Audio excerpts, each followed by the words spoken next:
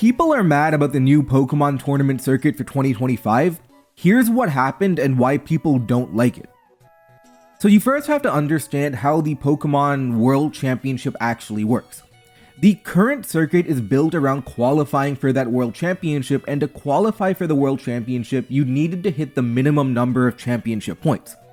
Last year when I qualified, it was 300, and this year it was 500. And you get those championship points by competing in various tournaments across your region or even outside your region if you want to do that. And if you hit your championship point number, you qualify, no questions asked. But for the 2025 season, they have announced that they're changing it to a top X format. So for example, for the NA region, the top 75 players of each region make it to the World Championship. Now, that seems innocent enough on its own. Why is that a big deal, and why are people actually mad about that? So you can actually see that they've changed it to top 75 depending on the region. So for VGC, which is what we're looking at, the Masters Division, which is I believe it's above 16 years of age, Masters Division 75 for US, and similarly for the other regions. Now, one of the main issues is that qualifying for Worlds now becomes a little bit more about a game of money and resources. In a top X format, you're competing against other people, and the person who enters more tournaments does better. It's simple math. And ordinarily that wouldn't be a big deal. If someone else is going to more tournaments, then good for them. They have a better chance of hitting that championship point number. But now that person is a direct competitor to you. And it really becomes a big deal because of something known as the International Championships. So let me scroll down to try and find that for you here. Now, there are two types of tournaments. One is like the regional, the other is the international. Now you can see the international gives you a lot more points. They're huge in terms of the number of points you can get. However, there are only 3 internationals per year. There's 3 internationals per year, one in Latin America, one in Europe, and one in North America, and they give a disproportionate amount of points. A person who can travel to all 3 continents has a massive advantage because they can literally farm points from 3 different huge tournaments. And guess what? If you can't make 2 intercontinental trips in a year, you are by definition at a disadvantage. Now, there is something called a best finish limit. Let me see if I can find that over here. Yeah. Best finish limit of 6, which means only your top 6 tournaments count towards a point total. So that limits the effect of wallet warrioring to an extent, but it doesn't remove it because you still have the issue of the aforementioned 3 international tournaments. And again, in the past, that didn't affect you. If someone wanted to travel to all 3 continents, they could do that, and that's their prerogative. But now that affects you too. And that's really the main issue here. Making it top 75 definitely makes it more difficult to actually make it to the World Championship, but nobody is owed an invitation to the World Championship. You're not entitled to go there just because, you play Pokemon, right? That's not really a big deal. If they had only made it difficult to get to Worlds, some people would complain. But skill issue, right? You need to get better at the game. The issue here is that it's not a skill issue, but also a money/privilege issue too. There are other reasons people don't like a top 75 format, but before that, a good question is why make the change in the first place, right? Why would you make it a top 75 qualification if it has all these, relatively obvious flaws? And I can come up with 3 reasons why they would do it. Now, obviously, we don't know their exact reasoning, but we can speculate the general idea.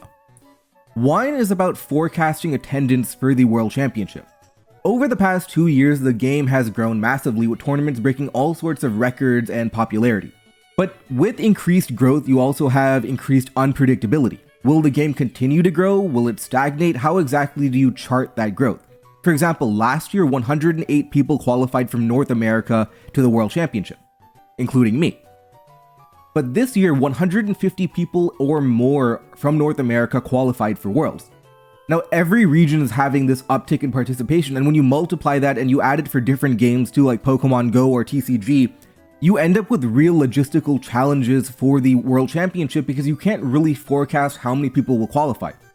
There's so many challenges that make it tough if you're not able to forecast how many people are going to qualify. You typically have to book a convention center well in advance, and there's so many problems that come with it. You need to book the literal size of the venue, you need to know the number of staff, number of inventory, how much to pay for insurance. There's so many things that go into it.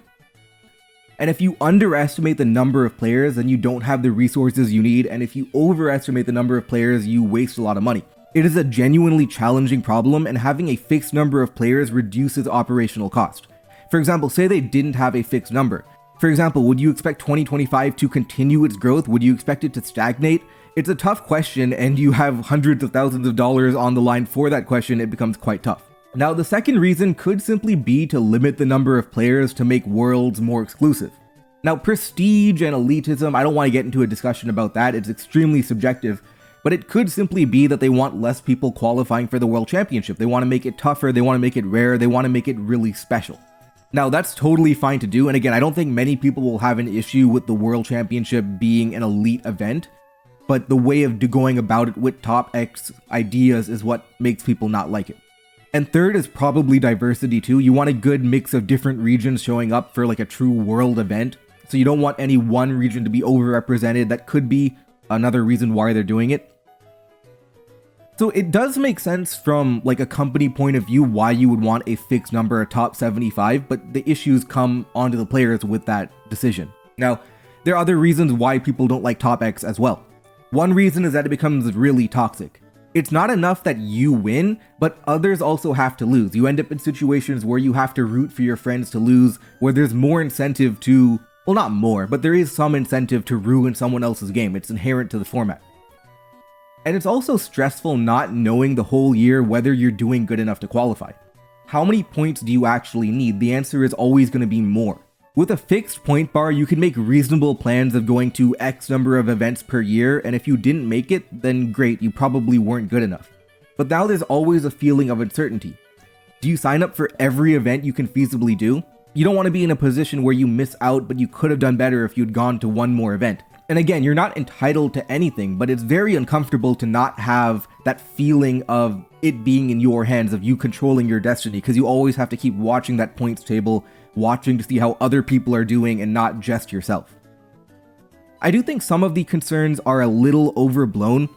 Like I mentioned 3 international tournaments, right? But if you're a good player, you can probably get away with going to only 1 and doing really well there. But of course, going to 3 definitely gives you a massive advantage in that perspective. It's not undoable if you're only going to 1 international, but it does make it a little bit more risky. If for whatever reason, maybe you get bad luck in that one tournament, now all of a sudden you're in a really big disadvantage. Now there are some solutions, right? So for one example is putting a BFL of 1 for an international, so only your best international will count. You can't, go to 3 and have all 3 count. But that doesn't really align with Pokemon's strategic interests. I would imagine they want people to go to all the internationals, so they don't want to disincentivize that. So I don't think that's really realistic, but I could be wrong. Obviously, I'm not in the meetings knowing what's going on. But that's one solution people have proposed. That way, traveling within your country is probably fine, but expecting people to go to, a different continent is not that realistic, for example. So that's one thing people have put out there, that, hey, put a BFL limit of 1 for the internationals, that I don't think will happen. And another idea was, if you want to make Worlds more exclusive, do a high point bar, but don't make it top 75. Like, even if you make the point bar really high, so with 500, right, you make it, 700 or 800, do that if you want to limit the number of players and make it more exclusive. But again, that's the reason they didn't do that. Makes me suspect it has to do with forecasting and managing costs, is what I'm thinking. But again, I could be wrong. It's all speculation. Most of you here are not tapped into like the minutia of the tournament scene, especially in VGC if you're here for random battles and stuff. So I wanted to know what you guys think. Are there, better solutions? I hope I explained everything. There's probably some details I missed out on here, but let me know down in the comment section below. Thank you.